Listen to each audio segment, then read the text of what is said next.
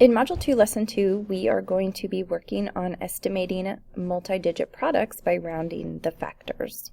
The first vocabulary word we're going to discuss is estimate, and a lot of people think of estimate as an educated guess, and it's not just a guess because with a guess you're just kind of throwing out answers, and with an estimate you're actually using clues to find the right answer.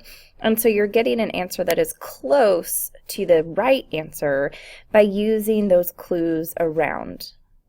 The next two vocabulary words go together, and the first one is factor, and those are the numbers in a multiplication sentence. So if you had 5 times 6, your factors would be 5 and 6.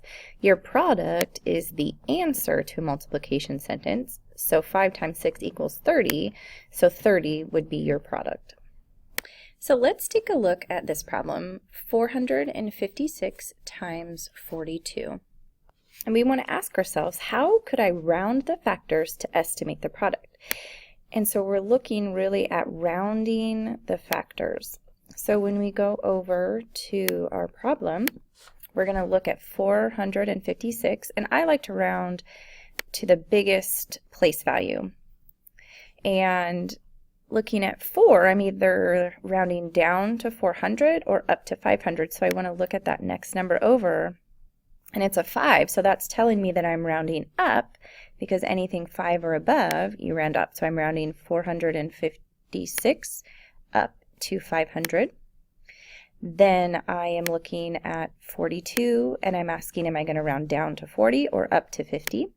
So I look at the next number over. It's a 2, which tells me I'm rounding down to 40.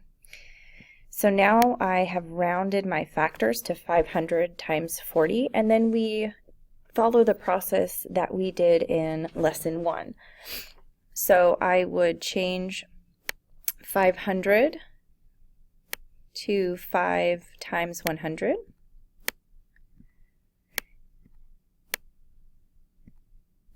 And then I would change 40 to 4 times 10. Now, using the commutative property, I want to rearrange my multiplication sentence. So I like to group my friendly numbers, and right now my first friendly numbers that I want to group together are 5 and 4. So I'm going to do 5 times 4. Then I'm going to multiply that by what numbers are left, which is 110. So I'm going to multiply 100 times 10. And now I can solve. So 5 times 4 is 20. And I'm going to be multiplying 20 by the product of 100 times 10, and that is 1, and then I'm adding how many zeros here. So it's like 10 100 times, which would give me 1,000. Now we've talked about how we would combine those numbers. We take this 20, and we want to remember that that 0 in the 20 is not a part of the amount of zeros that you're adding onto the end.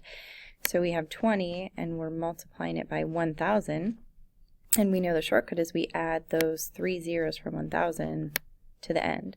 So our estimate to 456 times 40 is about 20,000. So an about sign is kind of that squiggly equal sign.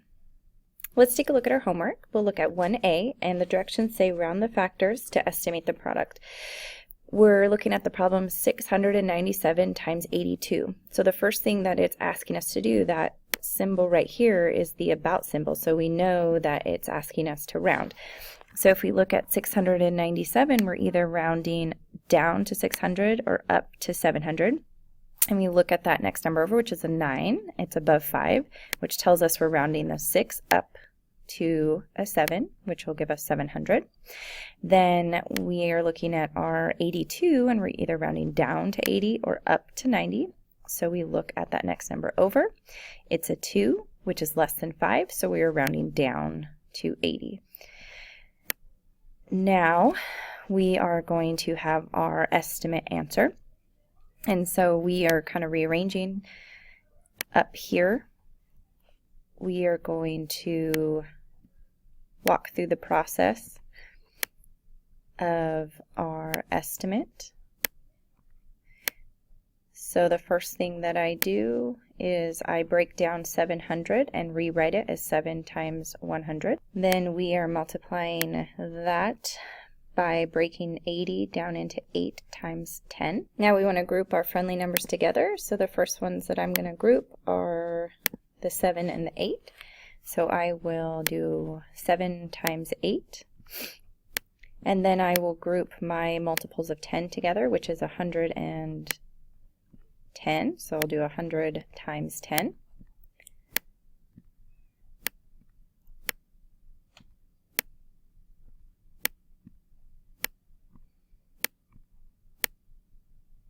Then I will solve each of these parentheses.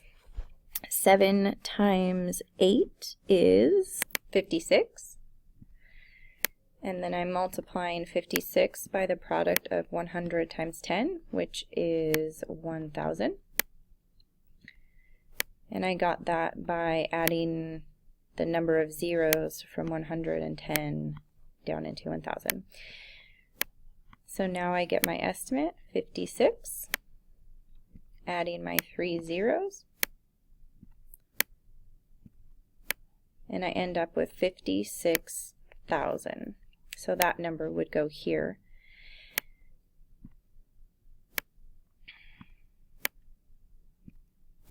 Then this second line is really just letting you know that this isn't the answer, it's an estimate, and it's saying, so a reasonable estimate for the original problem they gave you is 56,000, so that you know that that is not an exact answer and that you were using estimating to find a reasonable answer. For problem 2, I'm not going to work through them, but I just want to let you know what parts are in each box. So you're basically doing the same thing that you did in 1, except your equation is going to be in your first box. The rounded factors are going to go in the second box, and then your estimate or your answer is going to go in the last box.